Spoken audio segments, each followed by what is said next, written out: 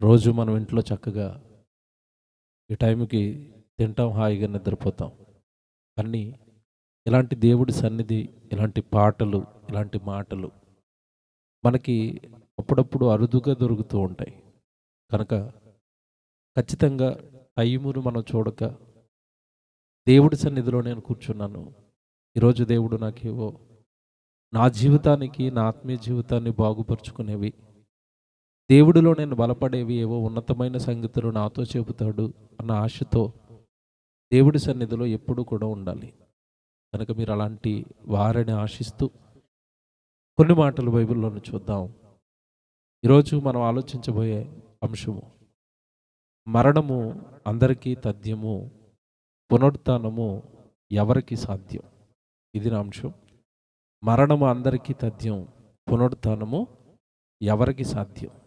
దేవుని పిల్లలారా, మరణము అందరికీ తథ్యం అనగా భూమి మీద పుట్టిన మనిషి మరణించక తప్పదు. ఈ మానవ దేహంతో తల్లి గర్భంలో నుండి ఈ లోకానికి వచ్చిన మనిషి, ఆ మానవ దేహంలో తాను ఉండేది 60, 70, 80, ఎక్కడో రేరుగా 100. మొత్తం మీద మనిషి 60-70 సంవత్సరాల తర్వాత ఈ దేహాన్ని తాను పుట్టిన తన గ్రామంలోనో లేదా ఈ భూమి మీద ఏదో ఒక ప్రాంతంలో విడిచి వెళ్ళిపోతాడన్నది వాస్తవం. మరణము అందరికీ తథ్యం. ఈ ఊరు చిన్నపురం కదండి. ఈ ఊరిలో పుట్టిన వారు ఉంటారు. నేను ఈ ఊరిలోనే పుట్టానండి, నేను ఇక్కడే ఉంటాను, ఈ ఊరిని విడిచి నేను ఎక్కడికి వెళ్ళను అన్నవారు ఎవరైనా చేయలేపగలుగుతారా? మా ఊరండి ఇది, నేను పుట్టిన ఊరు, నా ఏమంటారు, నా జన్మభూమి, నన్ను ఇక్కడి నుంచి ఎవరు తీసుకెళ్ళలేరు, నేను ఇక్కడే ఉండిపోతాను శాశ్వతంగా అనేవారు ఎవరైనా ఉన్నారా? లేరండి. ఏమండి, సామంతులైన, ధనికులైన, విద్యావేత్తలైన, పండితులైన, పామరులైన, పెదవారైనా ఎవరైనా 60-70 సంవత్సరాల తర్వాత ఈ కట్టెను ఈ లోకంలో విడిచి వెళ్ళిపోవలసిందే. ఇది వాస్తవం. ఈ వెళ్ళిపోయే ఈ మానవుడిని భూమి మీద ఉన్న ఏది కూడా ఆపలేదు. మన బంధువులు మనల్ని మరణాన్ని ఆపుతారా? తప్పిస్తారా? పోనీ మన డబ్బు మన మరణాన్ని ఏమన్నా వాయిదా వేయగలుగుతుందా? వేయలేదు. మనకున్న ఎకరాల పొలం మన చావును ఆపగలుగుతుందా? ఆపలేదండి. అంటే మొత్తం మీద భూమి మీద మరణాన్ని ఆపే శక్తి అంటూ ఏమీ లేదు. మరణము అందరికీ తథ్యం అనే మాటల్లో మీరు విన్నారు. ఎన్ని పాటలు కట్టాడు, ఎంత చక్కగా పాటలు కట్టేవాడు ఆయన. జాన్సన్ విక్టర్ గారు, ఆయన కట్టిన పాటే అది. మీరు చూసారు ఇప్పటి వరకు. ఆయన ప్రసంగాలు ఎంత బాగుండేవో. మేమందరం ఆయన ప్రసంగాలు విన్నవాళ్ళం, నేర్చుకున్న వాళ్ళం. ఆయన మాట్లాడుతుంటే పులకరించిపోయేవాళ్ళం అండి. అంత గొప్పగా దేవుడి కోసం బ్రతికాడు ఆయన. చివరికి ఆయన్ను కూడా మరణం ఏం చేసింది? తీసుకుని వెళ్ళిపోయింది. కనుక మరణము అందరికీ తథ్యం. రోజు మీరు పేపర్ తీశారనుకోండి, పేపర్ నిండా మీకు ఏం కనపడతాయి చెప్పండి? మరణ వార్తలు. లారీ కింద పడిపోయాడు బైక్ మీద వెళుతూ, ఒక యువకుడు మరణం. అలా పేపర్ అంతా మీరు తిరగేస్తే ఎన్ని మరణాలు ఉంటాయి చెప్పండి? పేపర్ మొత్తం మీరు తిరగేస్తే ఎన్ని ఉంటాయి చావులు? ఒక పేపర్లో కనీసం 30-40 చావులు ఉంటాయండి. 30-40 మంది చచ్చిపోతారు. పెద్ద పెద్దవి ఏమైనా ట్రైన్ యాక్సిడెంట్లో, ఫైర్ యాక్సిడెంట్లో జరిగాయి అనుకోండి, 100ల్లో చావులు ఉంటాయి, 1000ల్లో చావులు ఉంటాయి. కరోనా టైంలో చావులు 100లో 1000 కాదు, లక్షల్లో ఉన్నాయి. లక్షల మంది చచ్చిపోయారు. మీకు మాట అడుగుతారండి, జాగ్రత్తగా వినండి. పుట్టుక పేరుతో ఈ లోకానికి వచ్చాడు మనిషి, చావు పేరుతో ఈ లోకంలో నుంచి వెళ్ళిపోతున్నాడు. అసలు ఎందుకు వచ్చాడు? ఎక్కడికి వెళ్ళిపోయాడు? ఎందుకు వెళ్ళిపోయాడు? ఈ 3 ప్రశ్నలకి అసలు సమాజం దగ్గర ఆన్సర్ ఉందా? మీరు చెప్పండి. మనిషి ఎందుకు పుట్టాడు అడగండి. ఏమో ఎందుకు పుట్టాను నాకు తెలీదు. మరి ఏం చేస్తావు? ఏం చేస్తారు? అందరూ చేసిందే చేస్తాను. ఏం చేస్తాను? 3వ సంవత్సరాన్ని బడికి వెళ్తాను. 20వ సంవత్సరానికో 25 సంవత్సరానికో నాకు చదువు అయిపోద్ది. వెంటనే చదువు అయిపోగానే ఏంటి? పెళ్లి చేసేసుకుంటాను. పెళ్ళి అయిపోయింది. నెక్స్ట్ టార్గెట్లు అండి, మనుషులు టార్గెట్లు. ముందు చదువు, తర్వాత పెళ్ళి, ఆ తర్వాత ఉద్యోగం, ఆ తర్వాత పిల్లలు, ఆ తర్వాత ఇంకేముంది రొటీన్గా పిల్లల్ని కనేసిన తర్వాత వాళ్ళని పెద్దోళ్ళని చేసేస్తాను, ఆడిని వెళ్ళి వేసేస్తాను మళ్ళీ 3వ సంవత్సరాన్ని. కొద్ది కాలానికి మనవడినో మనవరాల్లో కనేస్తాను, ఈ లోపు కన్ను మూస్తాను, అయిపోయింది నా జీవితం. ఇంతేనా? ఇంతకు మించండి సమాజం దగ్గర జీవితానికి సంబంధించిన ఏమైనా ఆన్సర్స్ ఉన్నాయా? ఎందుకు పుట్టారండి మీరు? తెలీదండి. ఎక్కడి నుంచి వచ్చారండి ఈ లోకానికి? తెలీదండి. చచ్చిపోయిన తర్వాత మీరు ఏమైపోతున్నారు? తెలీదండి. ఏమండి, మనిషి అండి ఆకాశంలోకి వెళ్ళిపోతున్నాడు రాకెట్ వేసుకుని. బుధుడి మీద ప్రయోగాలు చేస్తానంటున్నాడు, గురుడి మీద ప్రయోగాలు చేస్తానంటున్నాడు. ఈ మధ్యకాలంలో అంటున్నాడు సూర్యుడి దగ్గర కూడా వెళ్ళిపోవడానికి ఒక పరికరం కనిపెట్టామేమో అంటున్నారు. పైకి వెళ్ళిపోతున్నాడు ఆకాశంలోకి. నేలను తవ్వుకుంటూ భూమి లోపలికి వెళ్ళిపోయాడు. సముద్రంలోకి వెళ్ళిపోతున్నాడు. సముద్రం అంతర్భాగంలోకి వెళ్ళిపోతున్నాడు. అన్నిటి మీద పరిశోధనలు. ఇంతకీ నువ్వెందుకు పుట్టావు నాయనా? దేని మీద పరిశోధనలు ఉండవు. నువ్వు ఎందుకు పుట్టావో 60-70 సంవత్సరాలు మాత్రమే ఎందుకు బ్రతుకుతున్నావు? 200 సంవత్సరాలు బ్రతకొచ్చుగా. ఏమంటే నా దగ్గర డబ్బులు ఉన్నాయండి, కొన్ని కోట్ల రూపాయలు ఉందండి, ఈ కోట్ల రూపాయలతో నేను ఎక్కువ కాలం బ్రతికేస్తానండి అంటే ఎవరైనా బ్రతుకుతున్నారా? బ్రతకలేరండి. ఎందుకు కరెక్ట్గా 60, 70, 80, 90, 100 లోపు ఎందుకు మనుషులు చచ్చిపోతున్నారు? చచ్చిపోయి ఎక్కడికి వెళ్ళిపోతున్నారు? పోనీ వెళ్ళిపోయిన తర్వాత ఏమైనా జీవితం గురించి లోకానికి అవగాహన ఉందా, ఆలోచన ఉందా అంటే అసలు ఏమీ లేదండి. మనుషులు ఎలా బ్రతుకుతున్నారో, ఎలా ఆలోచిస్తున్నారో మనుషులు దేవుడు ఒక మాట చెప్పాడండి బైబిల్లో. యెషయా గ్రంథం 22వ అధ్యాయం, మీరు చూడండి ఎంత బాగుంటుందో. యెషయా గ్రంథం 22వ అధ్యాయము 13వ వచనం చూద్దాం. యెషయా గ్రంథం 22వ అధ్యాయము 13వ వచనం. రేపు చచ్చిపోదుము గనుక తిందము. ఆగండి, ఏంటంట? రేపు చచ్చిపోతాను అంటే ఒక 60-70 సంవత్సరాలకి నేను చచ్చిపోతాను కనుక బ్రతుకున్నంతకాలం ఏం చేయాలంట? తిందాం, త్రాగుదాం, బర్త్డేలు చేసుకుందాం, పెళ్ళిళ్ళు చేసుకుందాం, విందులు చేసుకుందాం. గోచికట్లు అంటే ఈ మధ్యకాలంలో అవి కూడా విందులే. చిన్నోడికి గోచి కట్టేసి గోచి ఫంక్షన్లు అంట.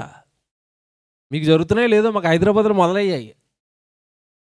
ఇప్పుడు అమ్మాయికి ఓని ఫంక్షన్ చేస్తారు కదండి, మరి మగోడికి ఏం లేకపోతే ఎలాగా? మాకు తినడానికి ఏదో రోజు కావాలి. ఆడికి గోచి కట్టేసి గోచి ఫంక్షన్ అంట. పార్టీలు చేసుకుందాం, విందులు చేసుకుందాం, బిర్యానీలు వేసుకుందాం, మేకలు వేసేద్దాం, కోళ్ళు వేసేద్దాం, ఆవులు వేసేద్దాం, తిందాం తిందాం తిందాం. ఎందుకు ఏముందండి? 60-70 సంవత్సరాల తర్వాత చచ్చిపోతాం కదా, ఉన్నంతకాలం ఈ లోకాన్ని ఏం చేయాలా? తినేయాలా? తినేయాలి, త్రాగేయాలి, తినేయాలి, త్రాగేయాలి. ఏదో ఒక పేరుతో పండగ పెట్టేసుకోవాలి, ఏదో ఒక పేరుతో మా ఇంట్లో ఫంక్షన్ పెట్టేసుకోవాలి, అందరూ వచ్చేయాలి, శుభ్రంగా బిర్యానీ తినేయాలి, సాయంత్రానికి మందు తాగేయాలి, అందరూ ఒకటి తన్నుకుని ఇంటికి వెళ్ళిపోవాలా. అంతే కదండి. ఎక్కువ ఫంక్షన్లు ఏం జరుగుతుంది? సాయంత్రం అయ్యేసరికి ఉదయం అంతా తాగి రాత్రి అయ్యేసరికి అంటే ఆ ఫంక్షన్లో గోల కొట్టుకోవటం, తన్నుకోవటం, ఈడ్చుకోవటం, లాక్కోవటం. ఏంటోనంటే మరి మనుషులు తినాలి, త్రాగాలి. హైదరాబాద్లోనండి మనం స్పెషల్గా ఏదైనా బర్త్డే ఫంక్షన్ పెట్టుకుని బ్రదర్ రండి అన్నాం అనుకోండి, దావత్ ఉందా బ్రదర్ అని అడుగుతాడు. మనకు అర్థమవుతుంది ఆ భాష. దావత్ ఉందంటే అర్థం ఏంటి? మీకు అర్థం అవ్వలేదేమో. నువ్వు బిర్యానీ ముక్కో పెడితే సరిపోదు, ఏం కూడా ఇవ్వాలి? బాటిల్. దావత్ ఉందా? దావత్ ఉంటే వస్తాం అంటే ముందు మాకు మందయి, తర్వాత ఏం పెట్టు? బిర్యానీ పెట్టు, ముక్క పెట్టు, శుభ్రంగా మందు తాగేస్తాం, శుభ్రంగా కడుపు నిండా తినేస్తాం, ఇంటికి వెళ్ళిపోతాం. దేవుడు చూడండి ఎంత బాగా మాట్లాడుతున్నాడు. రేపు చచ్చిపోతాం. 60-70 సంవత్సరాల తర్వాత ఏముంది బ్రదర్? బ్రతుకున్నంతకాలం తినాలి, త్రాగాలి, సుఖించాలి, ఆనందించాలి, పార్టీలు, విందులు, వినోదాలు. మనిషి ఇలా ఆలోచిస్తున్నాడంట. దేవుడు ఏం దేవుడండి? ఏం బైబిల్ అండి? మత పుస్తకం అన్నారండి దీన్ని? కాదండి, మనుషుల యొక్క బ్రతుకు పుస్తకం. మనిషి ఎందుకు పాడైపోయాడో చెప్పే పుస్తకం, మనిషిని బాగు చేసే పుస్తకం, మనుషుల యొక్క ఆలోచనలను తలకిందులు చేసేసే పుస్తకం, మానవ బ్రతుకు గురించి స్పష్టమైన వివరణ ఇచ్చే పుస్తకం అండి బైబిల్ అంటే. బైబిల్ అంటే ఏంటనుకున్నారు? ఎంత బాగా మాట్లాడతారు చూడండి కిందకి వెళ్ళేసరికి. రేపు చచ్చిపోదము గనుక తిందము, త్రాగుదము అని చెప్పి ఎడ్లను వధించుచు. నేను చెప్పానుగా, ఏం వేస్తున్నారంట? నాన్ వెజ్ ఉంటే కానీ పార్టీ అవ్వదురా. బెండకాయ దొండకాయ చిచ్చి చిచ్చి. పార్టీ అంటే ఏముండాలి? ముక్క. ఎడ్లను వధించుచు, చూడండి ఎలాగుందో, ఎడ్లను వధించుచు, గొర్రెలను కోయుచు, మాంసము తినుచు, ద్రాక్షారసము త్రాగుచు మీరు సంతోషించి ఉత్సహించుదురు. చూసారా, చచ్చిపోతాం కనుక చచ్చిపోయేలోపు తినేయాలా, త్రాగేయాలా, పార్టీలు చేసుకోవాలా. ఇదే జీవితం. ఇంతకు మించండి జీవితానికి సంబంధించిన ఆన్సర్ ప్రపంచం దగ్గర ఏమైనా ఉందా? బాగా సంపాదించాలి బ్రదర్. ఎందుకు? బాగా 3 పూటలు తినడానికి, మంచి బట్టలు కట్టుకోవడానికి, కార్లు కట్టుకోవడానికి, కార్లు కొనుక్కోవడానికి, బిల్డింగ్లు కట్టుకోవడానికి, తిని త్రాగడానికి, బాగా బ్రతకాలి బాగా బ్రతకాలి బాగా బ్రతకాలి. బాగా బ్రతికి చచ్చిపోవాలి. అయిపోయిందా? ఏమండి, ఈరోజు ఎవడు ఏ పని చేసినా దేనికోసం చేస్తాడు చెప్పండి? ఎవ్వరు ఏ పని చేసినా దేనికోసం చేస్తారు? ఓ సామెత జ్ఞాపకం చేస్తాను మీకు.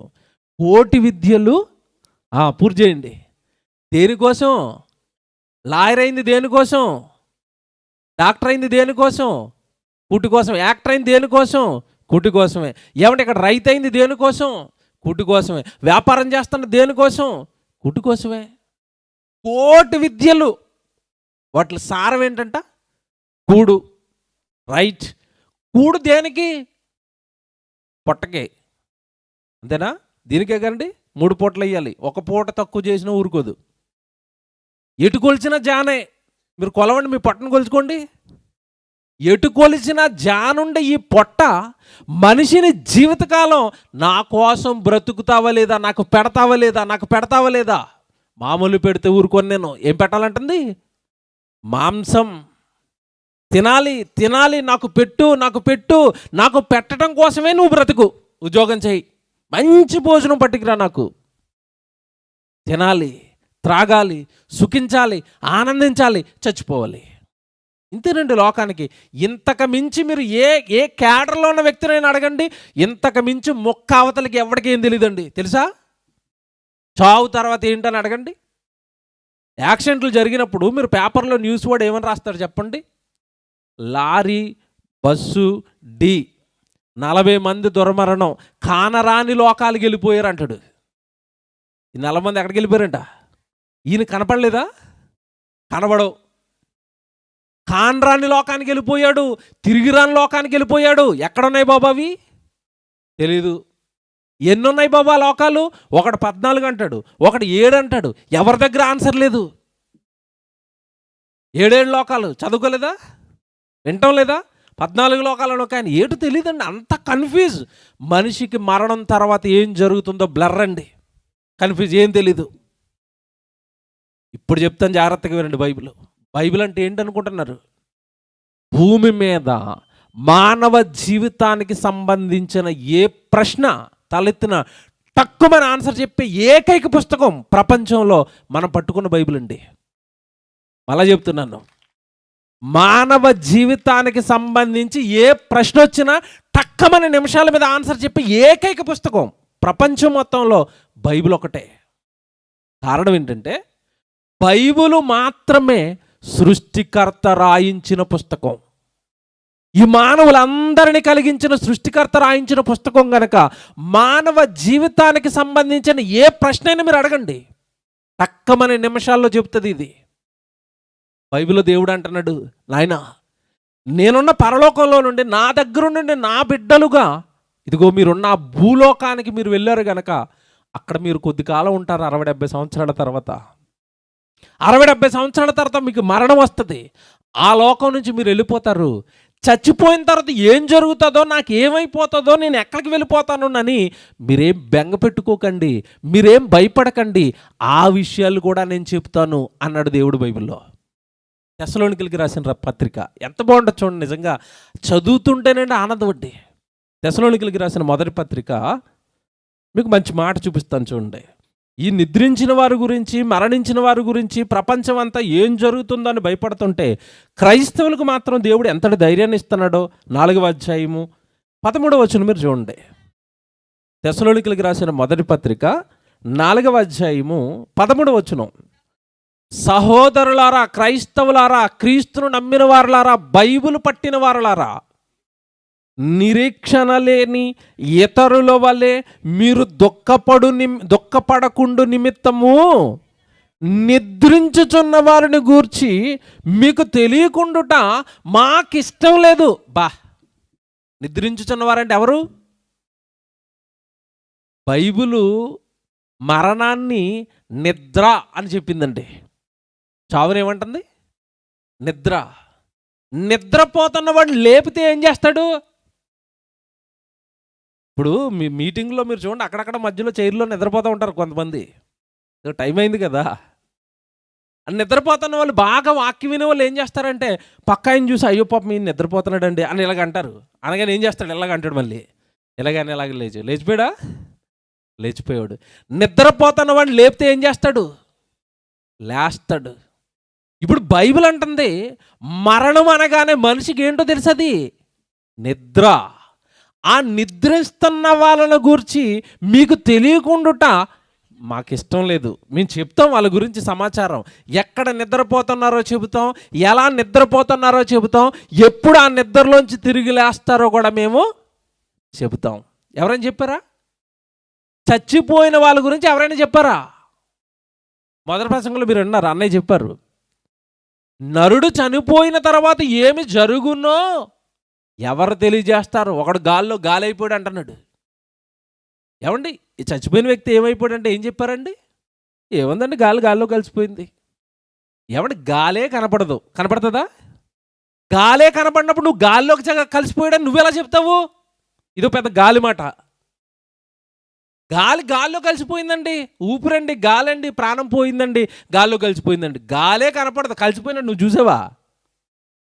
మరొక ఆయన అన్నయ్య చెప్పారు కదా, దెయ్యం అయిపోయి మా ఇంటి చుట్టూ తిరుగుతున్నారండి. మీకు ఓ విషయం చెప్పనండి, దెయ్యాలు అనగానే పురుషులను చూపించారా, స్త్రీలను చూపించారా? దెయ్యం అనగానే స్త్రీయా పురుషుడా మీకు చెప్పండి? తెర మీద ఎవరు కనపడ్డారు? తెల్ల చీర, ఆవిడకో యూనిఫామ్, మళ్ళీ దెయ్యానికి మల్లెపూలు.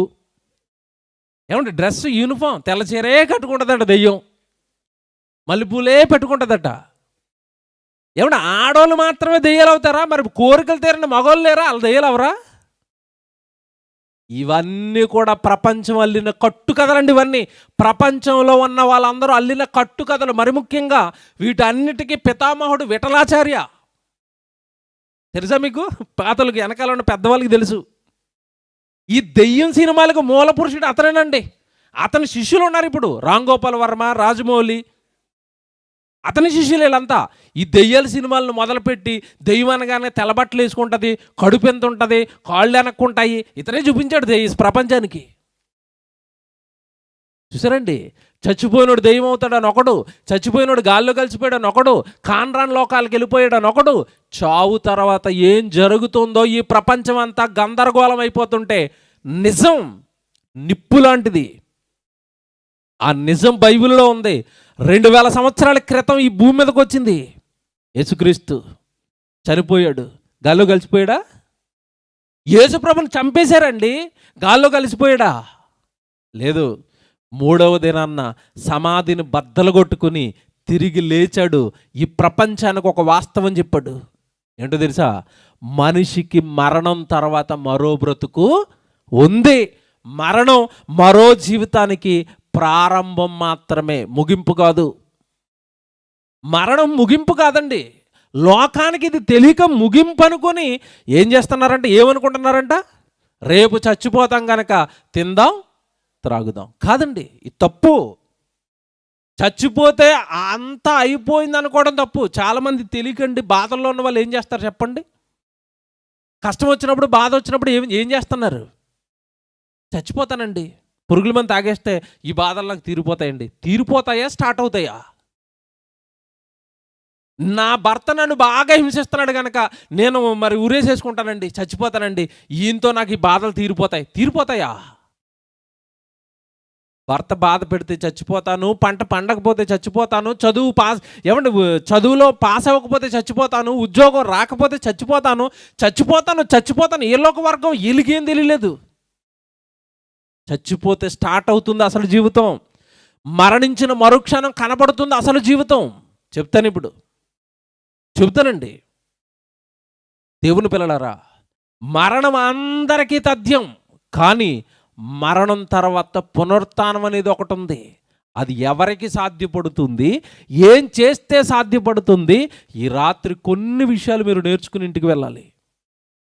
మనవారిలో ఉన్న ఒక అపోహ, క్రైస్తవులలో చాలామందిలో ఉన్న అపోహ అండి ఇది. ఇది ఖచ్చితంగా బైబిల్ని బట్టి చెప్తున్నాను, 100% ఇది అపోహ. ఏంటి అపోహ అంటే, అవునండి మరి యేసుప్రభు తిరిగి లేచాడంట, నేను కూడా తిరిగి లేవాలంట, జీవితం ఉందంట, మరి ఏం చేయాలి? ఏముంది, బాప్తీసం తీసుకుంటాను. ఆ బాప్తీసం తీసుకుని అప్పుడప్పుడు గుడికి వెళ్ళి వస్తూ ఉంటాను,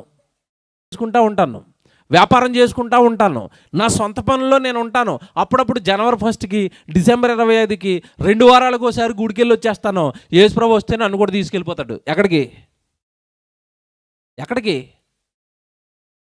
ఇది నువ్వు అనుకుంటున్నావు, ఇది నీ విశ్వాసం, ఇది నీ నమ్మకం, ఇది నీ మూఢభక్తి. బైబిల్ చెప్పిందా నీకు అలాగా? బైబిల్లో బ్రతకకుండా, పరిశుద్ధంగా జీవించకుండా, ప్రభు సన్నిధిలో గడపకుండా, వాక్యం నేర్చుకోకుండా, ప్రార్థనలు చేయకుండా, ప్రభు కోసం ఏ పని చేయకుండా, ఎప్పుడూ సంఘంలో ఉండకుండా, నీ ఇష్టానుసారం నీ జీవితాన్ని జీవించేసి అప్పుడప్పుడు ఆదివారం అడ్డుమొల్చింది అన్నట్టుగా దేవుడి సన్నిధిలో కనబడితే పరలోకం వెళ్ళిపోతావా? మీరు బాధపడినా చెప్తున్నానండి.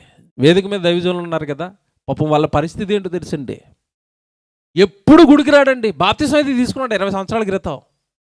త్రాగుబోతు, పచ్చి తాగిపోతూ, తాగాడు, కిడ్నీలు పోయి చచ్చిపోయినాడు.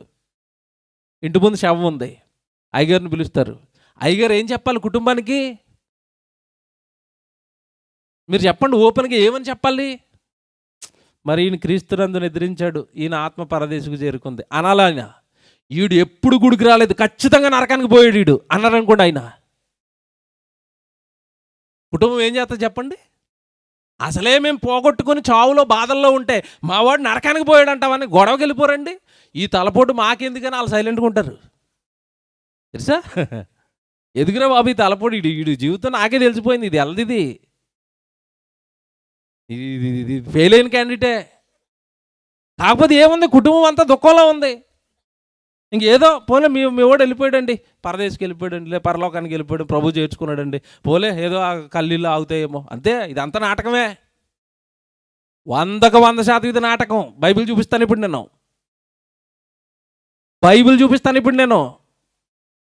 పరలోకం అన్నయ్య చెప్పారు చూడండి. విశ్రాంతి అంటే సామాన్యం అనుకున్నారా? పరిశుద్ధుడున్న లోకం అది పరలోకం అంటే. చాలామంది దాన్ని తక్కువ అంచనా వేస్తున్నారండి పరలోకం గురించి.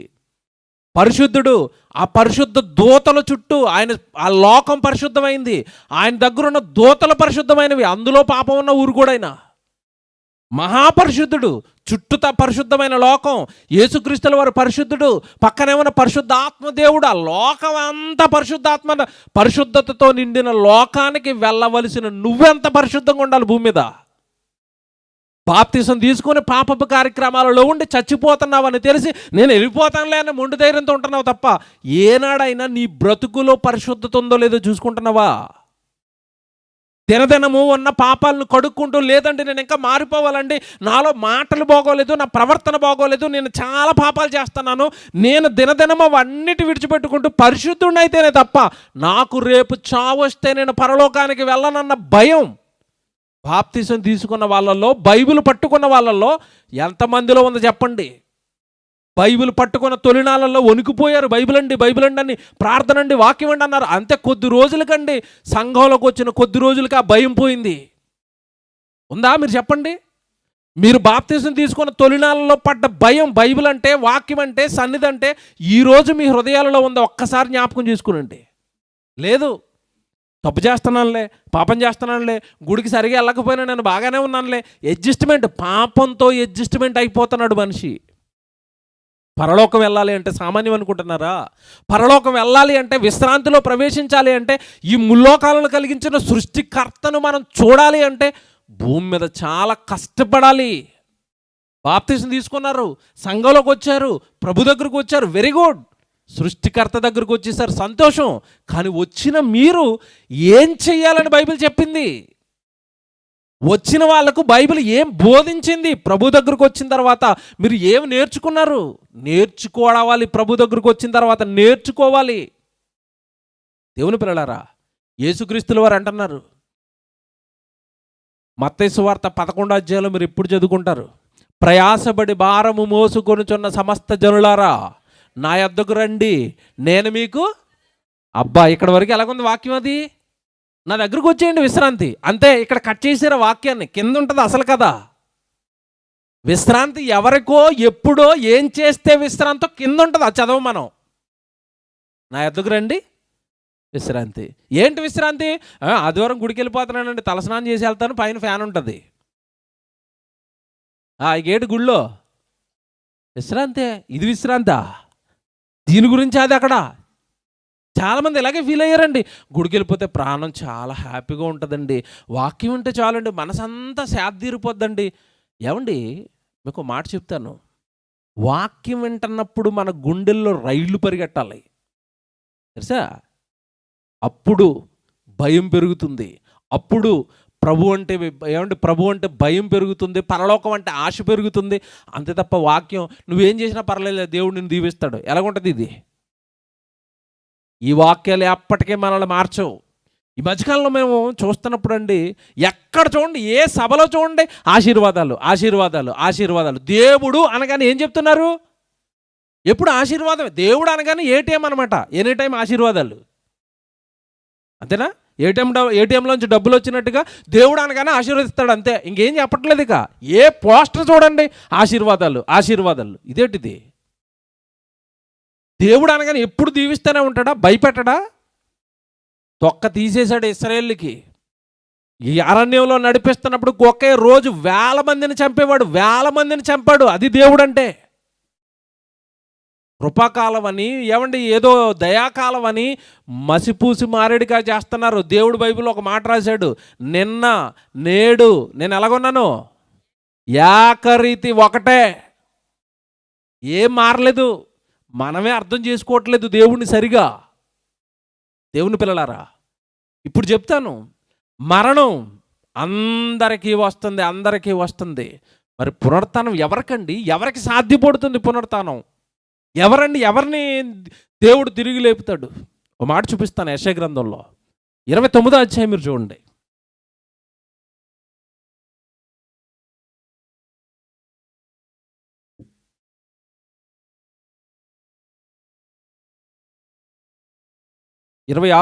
క్షమించండి, 14వ వచనం. యెషయా గ్రంథం 26వ అధ్యాయము 14వ వచనం చూడండి. యెషయా గ్రంథం 26వ అధ్యాయము 14వ వచనం. చాలా జాగ్రత్తగా చదవాలి, ఈ వచనాలు నెమ్మదిగా చదవాలి, మీరు జాగ్రత్తగా బైబిల్ చూసుకుంటూ చదవాలి. 26వ అధ్యాయం 14వ వచనం. చచ్చిన వారు మరలా బ్రతకరు. ఎవరు బ్రతకరు? ప్రేతలు మరలా లేవరు. అందరూ కాదు సుమా. చచ్చిపోయారు కదండి, ఈ లోకాన్ని విడిచి వెళ్ళిపోయాడు కదండి. ఎక్కడికి వెళ్ళిపోతాడు? ఈ లోకాన్ని విడిచి వెళ్ళగానే ఎక్కడికి వెళ్తాడు మనిషి చెప్పండి? ఉన్న లోకాలు 14 కాదు, 7 కాదండి, ఉన్న 3 లోకాలు. మొదటి లోకం పరలోకం, మన తండ్రి మన నాన్న ఉన్న లోకం, సృష్టికర్త ఉన్న లోకం. రెండవ లోకం మానవులుగా తన పిల్లలుగా మనం ఉంటున్న ఈ లోకం, భూలోకం. మూడవ లోకం దానికున్న మరో పేరే మృతుల లోకం. ఈ భూమికి కింద ఉంటుంది అది, దానికి మరో పేరు పాతాళ లోకం. ఎన్ని లోకాలు చెప్పండి ఇప్పుడు? 3 లోకాలు. దేవుడున్న లోకం, మనుషులున్న లోకం, చచ్చిపోయిన ఉన్న లోకం. చూసారండి ఎలాగుంది? ఎంత బాగుంది చూసారా? దేవుడు పరలోకంలో ఉన్నాడు, సజీవులు బ్రతుకున్న వాళ్ళు భూమి మీద ఉన్న తన పిల్లలు ఇక్కడ ఉన్నారు. మరణం తర్వాత ఎక్కడుంటారు? పాతాళ లోకంలో ఉంటాడు. అంటే మనిషి ఖచ్చితంగా ఎక్కడో ఒక చోట ఉంటాడు తప్ప మరణంతో లేకుండా పోడు. భూమి మీద ఖాళీ చేస్తే ఇంకో లోకానికి వెళ్తావు, అంతే. నీకు అంతం కాదది, మరో లోకంలో నీ జీవితానికి ప్రారంభం. అది ప్రేతలుండే లోకం, మృతులుండే లోకం, అదే పాతాళ లోకం. భూమి మీద ఉండగా మన బ్రతుకు దేవుడికి నచ్చకపోయినా, భూమి మీద ఉండగా మన జీవన విధానం దేవుడికి నచ్చకపోయినా, భూమి మీద ఉండగా దేవుడి కోసం మనం బ్రతకకపోయినా, భూమి మీద ఉండగా మన జీవితాన్ని దేవుడికి సమర్పించకపోయినా, మరణం తర్వాత మనిషి వెళ్ళిపోయే లోకమే ఇదిగో ఈ ప్రేతల లోకం. ముందుకెళ్ళేసరికి మీకు అర్థమవుతుంది. ఇక్కడ ఈ వచనం చూడండి జాగ్రత్తగా. చచ్చిన వారు మరలా బ్రతకరు, ప్రేతలు మరలా లేవరు.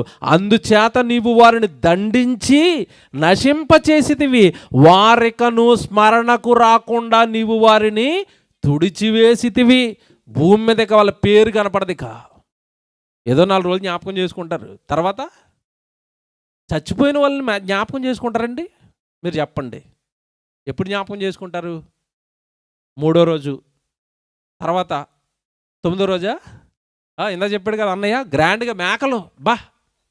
బ్రతుకుండగా ఇడ్లీ ముక్క కూడా పెట్టాడు. చచ్చిపోయిన తర్వాత మేకలు, బిర్యానీ. అరే మా నాన్న చచ్చిపోయాడు, గట్టిగా చేసేస్తానని వచ్చేయండి అందరూ. ఆ మేకలు వేసే డబ్బులండి, 3 మేకలు వేసాడండి. ఎంత అవుతుంది? 3 9 ఎంత అండి? 27,000 అండి. 27,000 అతనికి ఇచ్చి ముసలాయనకి బ్రతుకుండగా, నాన్న నువ్వు తినంటే ఎంతకాలం తింటాడు? 27,000 నీకు లెక్క చెప్తున్నాను. ఇప్పుడు 30,000 అతని చేతిలో పెట్టండి, నాన్న నీకు ఇష్టమైన తినరా, బాగా తినరా అంటే ఎంతకాలం తింటాడండి హ్యాపీగా? బ్రతికుండగా రూపాయి అతని జేబులో పెట్టరండి. అతని రక్తం, అతని చెమట వలన వచ్చింది నీ జీవితం. తల్లిదండ్రులు నిర్లక్ష్య పెడితే దేవుడు ఊరుకోడండి. అతడు కాపాడాడు నిన్ను, అతడు పెంచాడు నిన్ను. తల్లిని కానీ తండ్రిని కానీ ఈరోజు మనుషులు చూస్తున్న పరిస్థితులు చూస్తుంటేనండి నిజంగా కడుపు మండిపోతుందండి. వాళ్ళ రక్తాన్ని పంచిచ్చారండి, ప్రాణాలకి తెగించి నీకు జన్మించింది తల్లి. ముసలవ్వగానే కాస్త వాళ్ళు ఒళ్ళు ఉడగగానే పనికిరారు, పని చేసుకోలేకపోతున్నారని ఎప్పుడైతే తెలిసిందో బయటికి గెంటేస్తున్నారు. తప్పండి ఇది. బైబిల్లో ఒక మాట ఉంటుంది, నువ్వు చేసిందే నీ నెత్తి మీదకి వస్తుంది. వీళ్ళని గెంటేస్తున్నప్పుడు ఒకడు చూస్తున్నాడు. ఎవడు? వీళ్ళకన్నోడు, బుడ్డోడు, మనవడు. మా తాతని ఇలా గెంటేస్తున్నారా, ఇదేదో బాగుంది, అప్లై చేస్తాడు తర్వాత. ఎప్పుడు? అది నువ్వు చేసిందే నీ నెత్తి మీదకి వస్తుంది. గెంటేసావుగా తమనాలని, ఈ బుడ్డోడు పెద్దోడు అవుతాడు, నువ్వు ముసలోడు అవుతావు. అప్పుడు ఈడు గెంటేస్తూ ఉంటాడు. అదేట్రా నన్ను గెంటేస్తున్నావు అంటే, నువ్వు తాతకి ఏం చేసావు? నువ్వు నానమ్మని ఏం చేసావు? నువ్వు చేసిందే నీ నెత్తి మీదకి వస్తుంది. బైబిల్ జాగ్రత్త. తప్పు చేసావా, నీ బండై నీ నెత్తి మీద కూర్చుంటుంది, అది వెంటనే రాకపోవచ్చు. అందుకే తప్పు చేయకండి, పాపం చేయకండి. ముసలోళ్ళని అలాగ అన్యాయంగా అక్రమంగా గెంటేయకండి, పాపం అండి. పసిబిడ్డలతో సమానం ఉండాలి. చిన్నప్పుడు నడక రానప్పుడు ఏదో ఒక సపోర్ట్ ఉంటే కానీ, ఎవరో ఒకరు పట్టుకుంటే కానీ బుడ్డోడు నడవలేడు, చిన్నోడు నడవలేడు. ముసలైపోయిన తర్వాత వాళ్ళు కూడా ఒక కర్రో ఏదో ఒకటి అదుపు ఉంటే కానీ వాళ్ళు నడవలేరండి. పాపం. ఆ స్థితిలో విడిచిపెట్టేస్తారా? మిమ్మల్ని ఎంత ప్రేమించారు. కనుక దేవుని పిల్లలారా, మరణం మనిషికి వస్తుంది ఖచ్చితంగా. వచ్చేలోపు ఇదిగో నేను చెప్తున్న ఈ సంగతులు అన్నిటినీ దేవుడు లెక్కిస్తూ ఉంటాడు. ఏం చేస్తున్నాడు, ఎలా బ్రతుకుతున్నాడు భూమి మీద అని దేవుడు ఆయన చూస్తున్నాడు. స్మరణకు తెచ్చుకోవాలి. భూమి మీద ఉండగా తల్లిదండ్రులను, భూమి మీద ఉండగా దేవుడిని.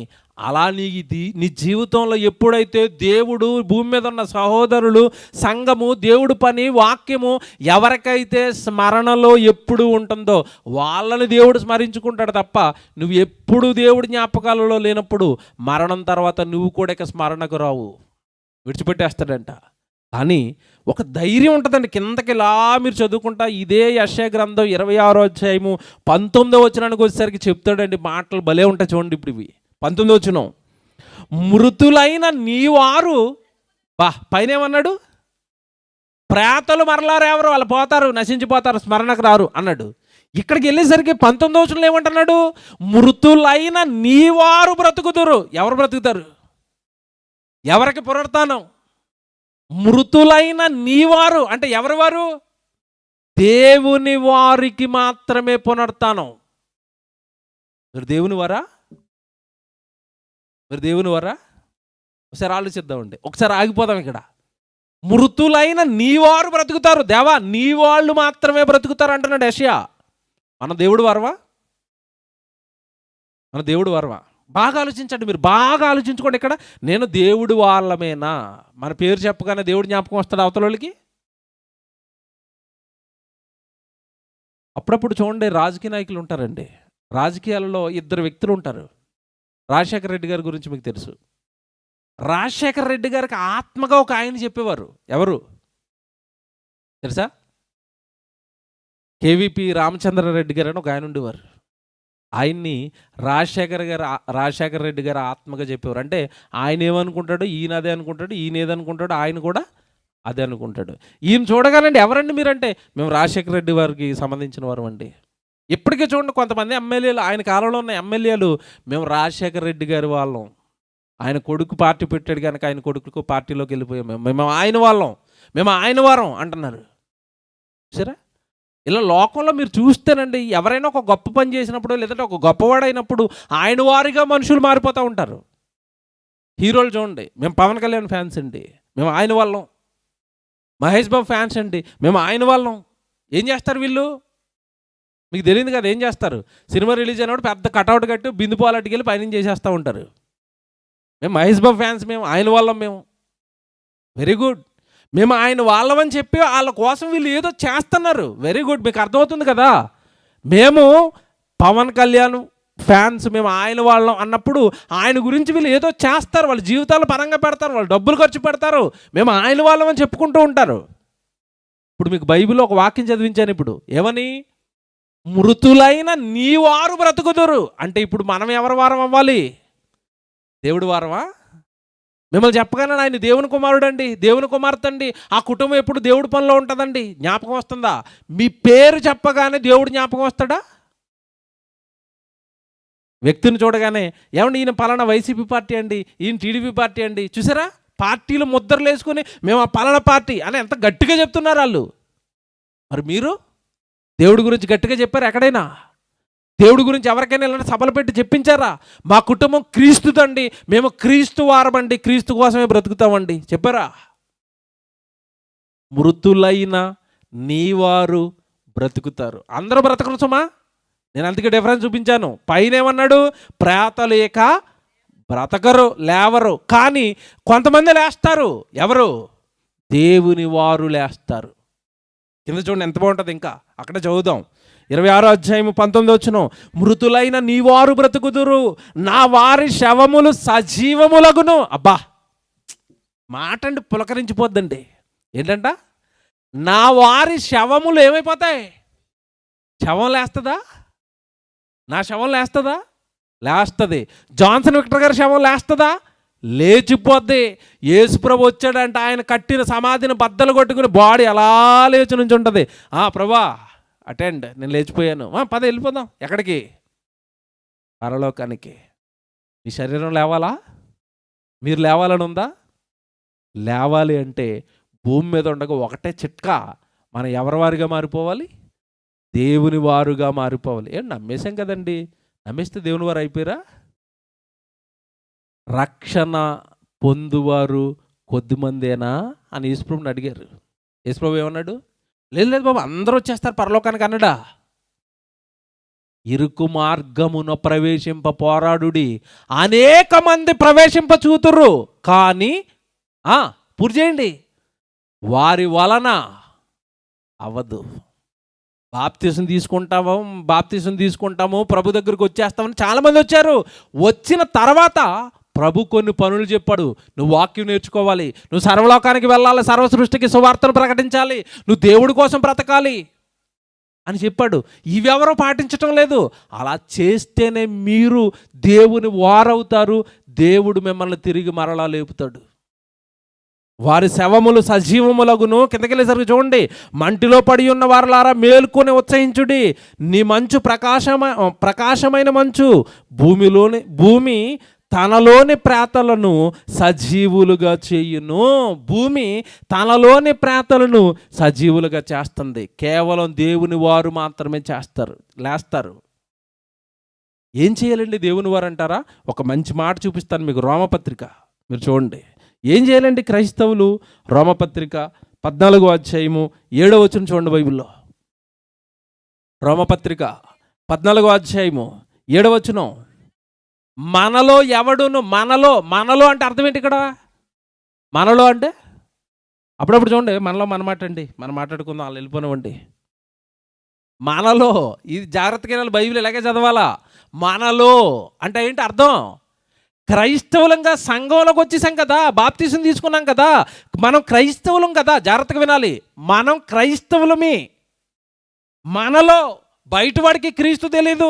తింటానంటాడు, త్రాగుతానంటాడు, ఉద్యోగం అంటాడు, వ్యాపారం అంటాడు, చదువు అంటాడు, ఆస్తి అంటాడు, ఉద్యోగం అంటాడు, ఇదే జీవితం అంటాడు. వాడు ప్రభులోకి రాలేదు కదా, మరణం తర్వాత జీవితం ఉందని వాడికి తెలియదు కదా, వాడు బ్రతికేస్తాడు. కానీ మనలో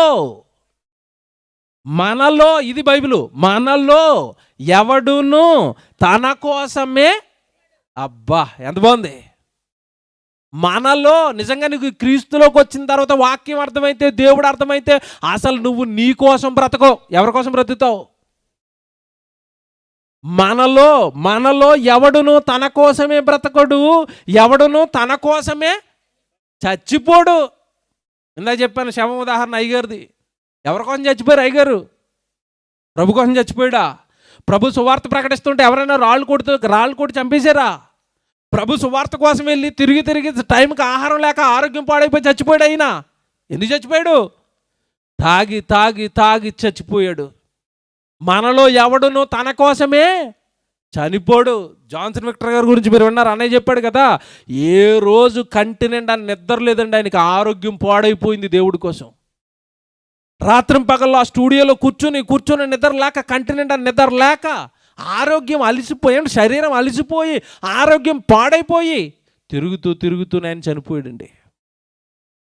మనలో ఎవడు తన కోసమే బ్రతకూడదు, మనలో ఎవడు తన కోసమే చచ్చిపోకూడదు. ఉద్యోగం చేస్తూ ఉద్యోగంలో చచ్చిపోయాడండి. అది మరి ఏం చేయమంటారు? మరి రైల్వే డిపార్ట్మెంట్లో ఉద్యోగం, పట్టాలు సర్దుతున్నాడు, ట్రైన్ ఎక్కిపోయింది, పైన చచ్చిపోయాడు. ఇప్పుడు ఏం చేయాలి మరి ఆయన్ని? దేవుడు ఏం చేయాలి? రైల్వే డిపార్ట్మెంట్ ఏం చేస్తుంది? ఏమండి, మా డిపార్ట్మెంట్ కోసం పనిచేసాడండి, పనిచేస్తూ ఉద్యోగంలో చచ్చిపోయాడండి, కాబట్టి మేము ఎక్స్గ్రేసియా ఇస్తాం, ఒక 7 లక్షలు ఇస్తాం, ఒక 10 లక్షలు ఇస్తాం, తర్వాత ఆ కుటుంబంలో ఎవరైనా ఉన్నారేమో చూడండి, వాళ్ళకి ఇతను ఉద్యోగం ఇస్తాం. ఎందుకు ఇచ్చారు చెప్పండి? రైల్వే డిపార్ట్మెంట్ ఎందుకు ఇచ్చింది అతనికి? ఎందుకు ఇచ్చింది? రైల్వే డిపార్ట్మెంట్లో ఉద్యోగం చేస్తూ ఉద్యోగంలో చచ్చిపోయాడు గనక. అలా కాకుండా వీడు తాగేసి సెల్ఫీ తీసుకోవడానికి వెళ్ళిపోయాడు, ట్రైన్ గుద్దేసి చచ్చిపోయాడు. రైల్వే డిపార్ట్మెంట్ ఏమైనా చేస్తుందా? మీకు అర్థమవుతుంది ఇప్పుడు? చేస్తుందా ఏమైనా? ఏమి చేయదు. పోలీసులకు ఫోన్ చేసి దీన్ని లాగండి, ఒట్టు శవం, ఇది పనికిరాని శవం. డిపార్ట్మెంట్లో పనిచేస్తూ చచ్చిపోయాడు. అతనికి ఏం చేసింది? డబ్బులు ఇచ్చింది, ఉద్యోగం ఇచ్చింది. Very good. ఇది మీకు ఇప్పుడు అర్థమైతే మీరు ఎవరి కోసం బ్రతుకుతున్నారు, ఎవరి కోసం చనిపోతున్నారు? మీకోసమే బ్రతికారు, మీకోసమే చచ్చిపోయారు అనుకోండి, ప్రభు లేపుతాడా? నో. మనలో ఎవడు తన కోసమే బ్రతకూడదు, మనలో ఎవడు తన కోసమే చచ్చిపోకూడదు. వాక్యం నేర్చుకోండి, బాగా వాక్యం నేర్చుకోండి. చెప్పగలిగే శక్తి ఉంటే చుట్టుపక్కల గ్రామాలకు వెళ్ళిపోయి, దేవుని నమ్మని వారి దగ్గరికి వెళ్ళిపోయి మీ ప్రభు గురించి మీరు చెప్పండి. చెప్పే శక్తి లేదా? మీకు కష్టపడుతున్న ధనాన్ని ఇదిగో 1000 రూపాయలు ఖర్చు పెట్టి ఇలాగ అందరినీ కూర్చోబెట్టి మనం ప్రభు కోసం బ్రతుకుదామండి, ఇదిగో బైబిల్లో ఇంత మంచి వాక్యాలు ఉన్నాయని, మంచి వాక్యాలు మీరు మీకోసం బ్రతకండి, ప్రభు కోసం బ్రతకండి. అలా బ్రతికితే ఏం జరుగుతుందో తెలుసా? చెప్తాడు ఇక్కడే, మీరు అలా చదువుకుంటారండి. మనలో ఎవడు తన కోసమే బ్రతకడు, ఎవడు తన కోసమే చనిపోడు. మనము బ్రతికినను ప్రభు కోసమే బ్రతుకుచున్నాము, మనము చనిపోయినను ప్రభు కోసమే. బాబా, ఏం కలలు కంటున్నాడండి దేవుడు క్రైస్తవుల గురించి. నా బిడ్డలు నా కోసమే బ్రతుకుతారు, నా కోసమే చచ్చిపోతారు. ఏదండి? పేరుకు బాప్తిసం తీసుకున్న విశ్వాసిగా మారిపోయి 30 సంవత్సరాలు అయిపోయింది. 30 సంవత్సరాలు అయిపోయినా ఇంకా గుళ్ళో కూర్చుని పాటలు ఏం పాడుతున్నాం మనం? చిన్న గొర్రె పిల్లను ప్రభువా, కొంచెం మెల్లగా, స్పీడ్గా గంటొద్దు, మెల్లగా నన్ను ఇంకెప్పటికి మెల్లిగానేనా? ఎప్పటికి చిన్న గొర్రె పిల్లవేనా? ఏమండి, నిజంగానండి. ఒక్కొక్కసారి అండి బైబిల్ అంతా వచ్చిన తర్వాత, బైబిల్లో ఉన్న భక్తుల ప్రాణ త్యాగాలు చూసిన తర్వాత, అపోస్తులు క్రైస్తవ్యం కోసం పడ్డ కష్టాలు చదివిన తర్వాత, అయ్యో వాళ్ళ జీవితాలు అలాగుంటే వాళ్ళలాగే ప్రభువుని నమ్మిన మన జీవితాలు ఎందుకు ఇలాగ ఉండిపోయాయి? మనం ఎందుకు ఇలాగ ఆగిపోయాం? మనం ఎందుకు దేవుడి కోసం చనిపోయేంత భక్తిలోకి మనం ఎందుకు వెళ్ళలేదు? బాగా ఆలోచించండి. దేవుడి కోసం బ్రతుకుతారా, దేవుడి కోసం చనిపోతారా? కిందకెళ్ళేసరికి చెప్తాడు 9వ వచనంలో, తాను మృతులకును సజీవులకును ప్రభువయుండుటకు ఇందు నిమిత్తమే కదా క్రీస్తు చనిపోయి మరలా బ్రతికాడు. చూసారా? చచ్చిపోతున్నారా దేవుడి కోసం? మరలా మిమ్మల్ని బ్రతికించడానికే కదా ఆయన చచ్చిపోయాడు, ఈ లోకానికి వచ్చి బ్రతికాడు. నాలా మీరు తండ్రి కోసం బ్రతుకుతారా? నాలా తండ్రి కోసం మీ దేహాలను ఇచ్చేస్తారా, మీ జీవితాలను ఇచ్చేస్తారా? నేను ఎలాగైతే చనిపోయి తిరిగి లేచానో తండ్రి కోసం బ్రతికి, నాలా బ్రతికిన వాడిని తిరిగి లేపటానికే నేను సిలువలో మరణించాను. ప్రభు సిలువ త్యాగం కూడా ఇప్పటికీ చాలామందికి అర్థం అవ్వలేదండి. యేసుప్రభు నమ్ముకుంటే ఏవో లోక సంబంధమైనవి, శరీర సంబంధమైన వస్తావని ఆయన దగ్గరికి వచ్చారు తప్ప, పాపాలు కడుక్కోవాలి, పరలోకం వెళ్ళిపోవాలి, దానికి దిక్కు ప్రభు మాత్రమే. ఈ లోకంలో మరొకరు లేరు. నన్ను పరలోకానికి చేర్చగలిగిన మహాశక్తి నా ప్రభు మాత్రమేనని ప్రభు దగ్గరికి అంటే పాపాలు కడుక్కోవడానికి, నిత్య జీవాన్ని పొందుకోవడానికి వచ్చేవారు అతి కొద్ది మంది.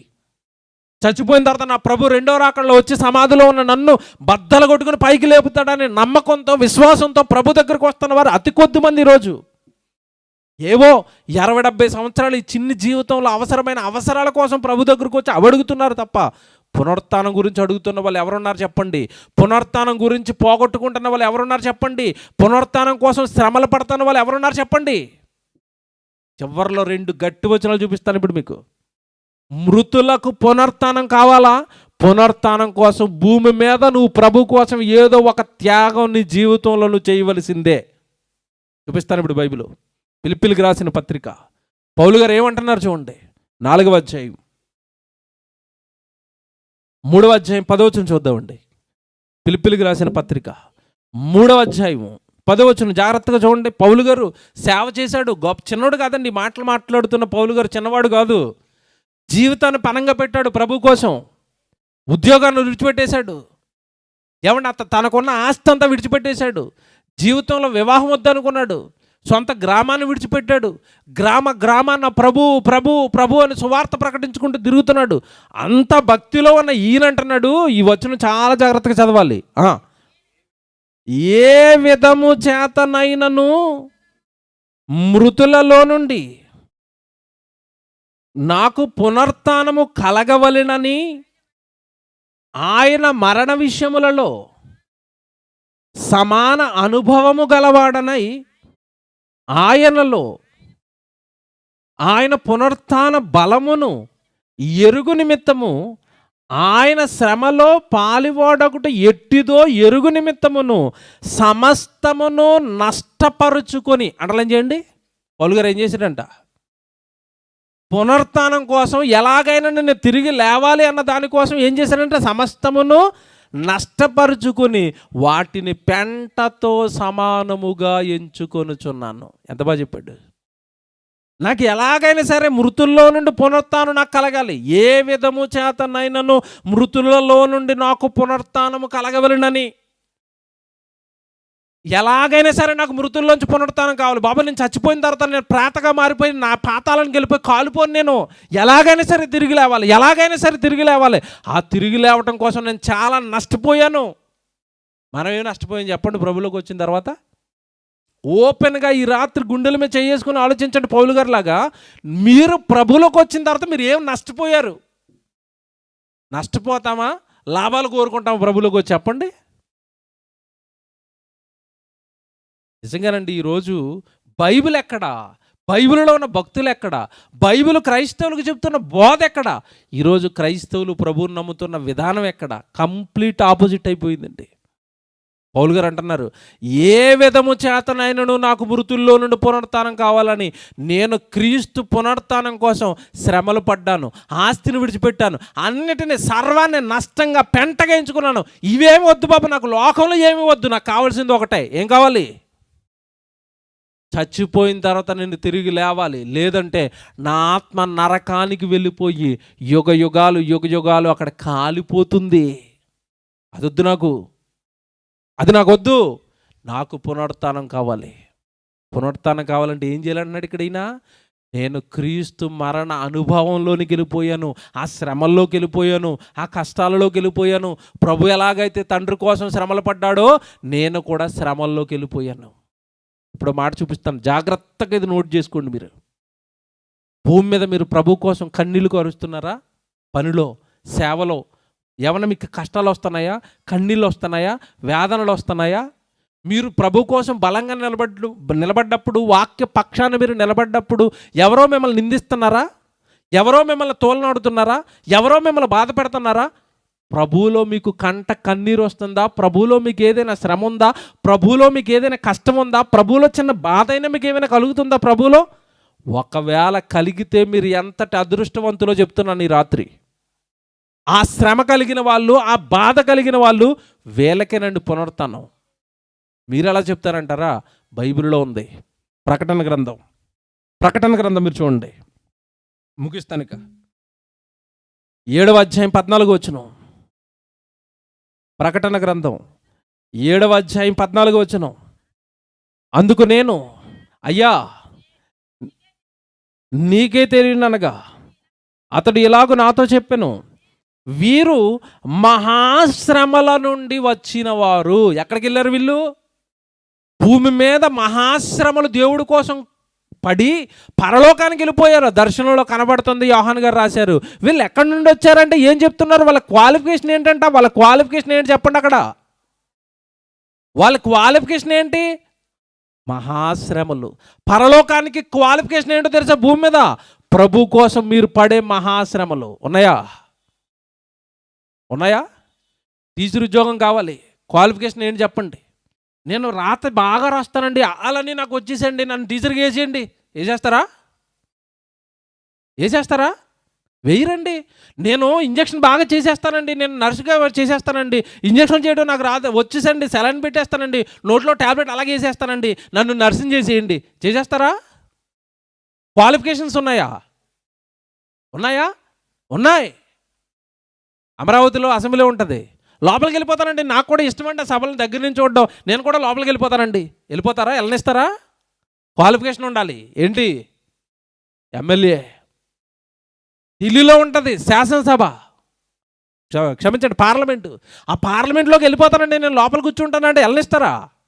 క్వాలిఫికేషన్ కావాలి. ఏంటి? ఎంపీవా? చూసారా? లోకంలో పాఠాలు చెప్పాలంటే క్వాలిఫికేషను, లోకంలో ఒక స్థానంలో కూర్చోవాలంటే క్వాలిఫికేషను. మరి పరలోకంలో కూర్చోవాలంటే ఏమి లేదండి, ఆదివారం గుడికి వచ్చేస్తాను. బైబిలు. వీళ్ళు ఎక్కడి నుండి వచ్చారు పరలోకానికి అంటే వీళ్ళ క్వాలిఫికేషన్ ఏంటంటే భూమి మీద ఏం చేశారంటే వీళ్ళు మహాశ్రమలు. వద్దు, ఇంత శ్రమపడు, ఆ శ్రమను ప్రభు ముందు పెట్టు. ఏదో నా వల్ల అయింది చేశాను ప్రభువా, 2 సభలు పెట్టుకున్నాను ప్రభువా, ఆ సభల కోసం 1000 రూపాయలు ఖర్చు పెట్టేసాను ప్రభువా, ఒక దైవజనుడిని తీసుకొచ్చాను, మా గృహంలో పెట్టించాను, మా వీధిలో పెట్టించాను, మా గ్రామంలో పెట్టించాను, నేను వెళ్ళి చాలామందికి చెప్పాను, సంఘానికి చాలామంది ఆత్మలు నడిపించాను, నేను పడ్డాను ప్రభా ఏదో చిన్నపాటి శ్రమ ప్రభువా ప్లీజ్ అనడానికి మన దగ్గర ఏమైనా చిన్న క్వాలిఫికేషన్ అయినా ఉందా? కింద చెప్తాడు చూడండి, వీరు ఎక్కడి నుండి వచ్చారంటే వీరు మహాశ్రమల నుండి వచ్చిన వారు, గొర్రెపిల్ల రక్తములో తమ వస్త్రములు ఉదుకుకొని వాటిని తెలుపు చేసుకొనిరి. అందువలన వారి దేవుని యొక్క సింహాసనము ఎదుట రాత్రింపగళ్ళు ఆయన ఆలయములలో ఆయనను సేవించుచున్నారు. చూసారా? దేవుని ఎదుట రాత్రింపగళ్ళు ఆయన ఆలయంలో మీరు సేవించాలి అంటే భూమి మీద ఆయన కోసం చెప్పండి, దేవుడి కోసం చెప్పండి, దేవుడి కోసం చెప్పండి. ఎంత బాగుంటుందండి దేవుడి కోసం చెప్తే, ఎంత ఆనందంగా ఉంటుంది తెలుసండి. ఈరోజు ఈ సభలు పెట్టిన పిల్లలకి ఎంత ఆనందంగా ఉంటుంది తెలుసండి. అమ్మ నా గ్రామం అంతా వచ్చిన తండ్రి వాళ్ళకి ఎంత ఆనందంగా ఉంటుంది.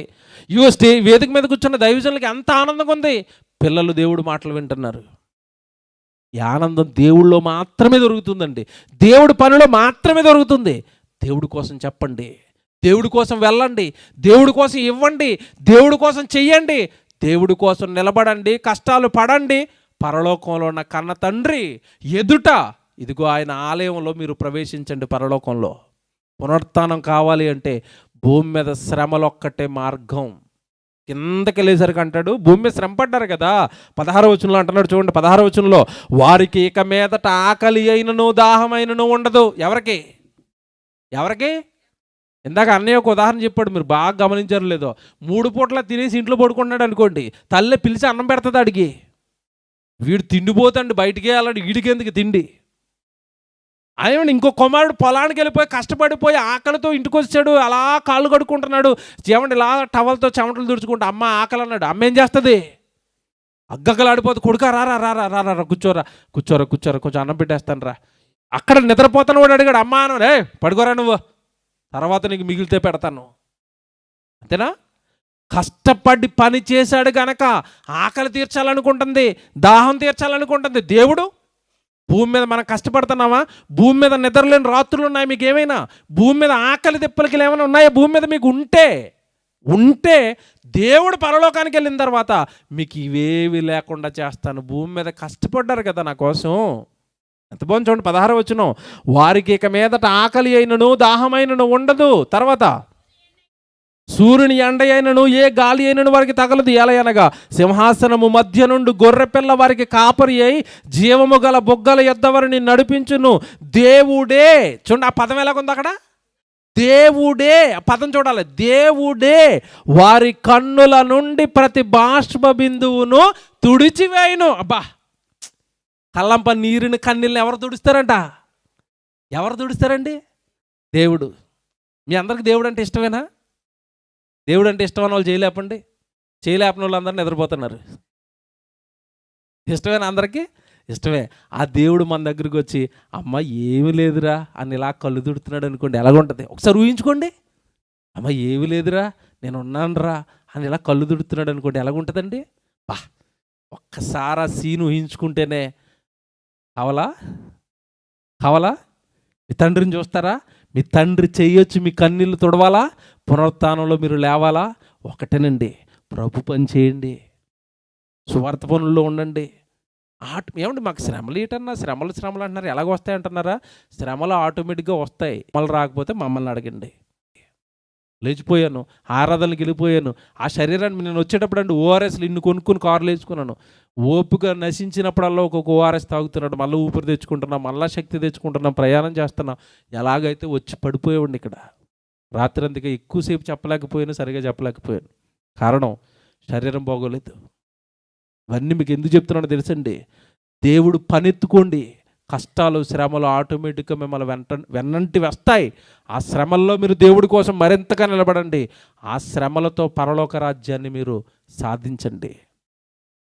మృతులైన నీవారు బ్రతుకుతారు. యేసుప్రభు అన్నాడు, ఆ చెప్పి ముగించేస్తాను. యోహాను సువార్త 5వ అధ్యాయము. యేసుప్రభు మాట్లాడుతున్నాడు, ఎంత బాగుంటుంది చూడండి. 28, 29 వచ్చినాడండి. యోహాను సువార్త 5వ అధ్యాయము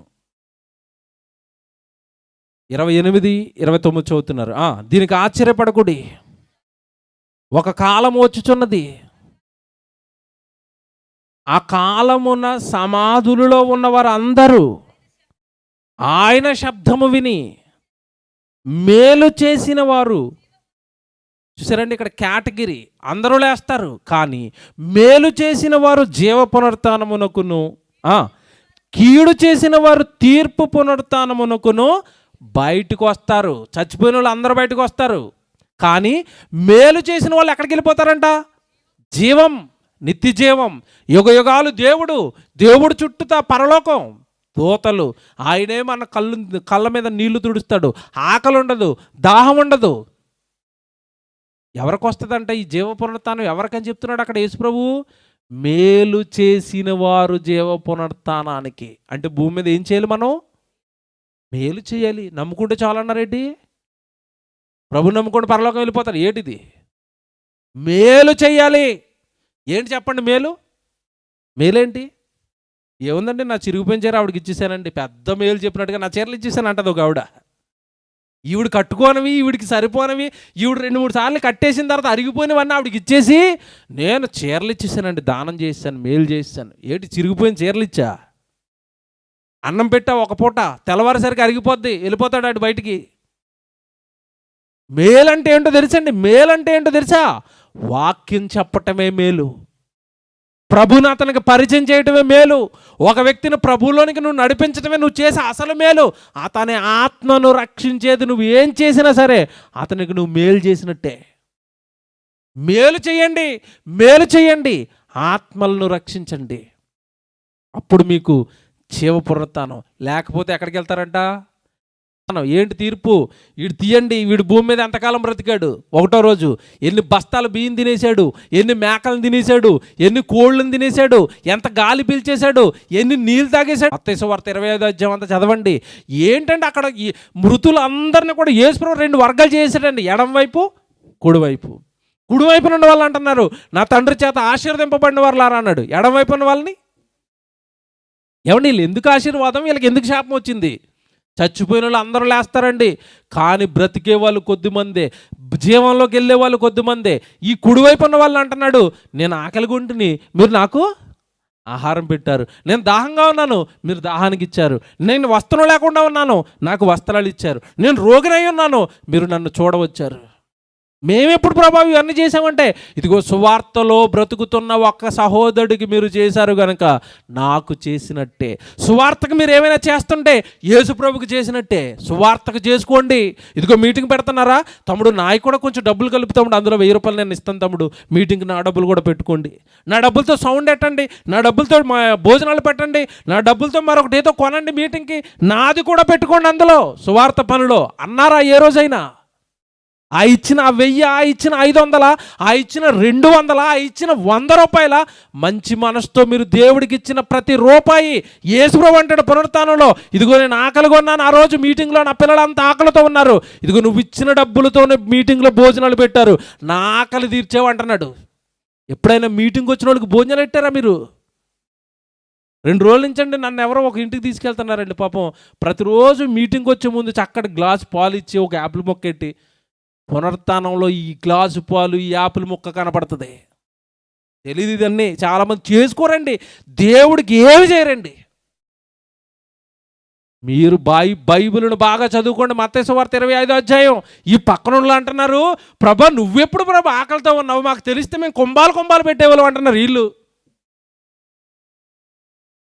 నేను కాదు ఆకలితో ఉన్నది, నా పని చేస్తున్న నా తమ్ముడు నా సహోదరుడు ఆకలితో ఉన్నాడు, ఒక సేవకుడు ఆకలితో ఉన్నాడు, ఒక సేవకుడు ఇబ్బందుల్లో ఉన్నాడు, లేదా సహోదరుడు నా కోసం పని పెట్టుకున్నాడు, ఏనాడు వాడితో జోడిగా జత కలిసి నువ్వు ఎప్పుడూ పని చేయలేదు.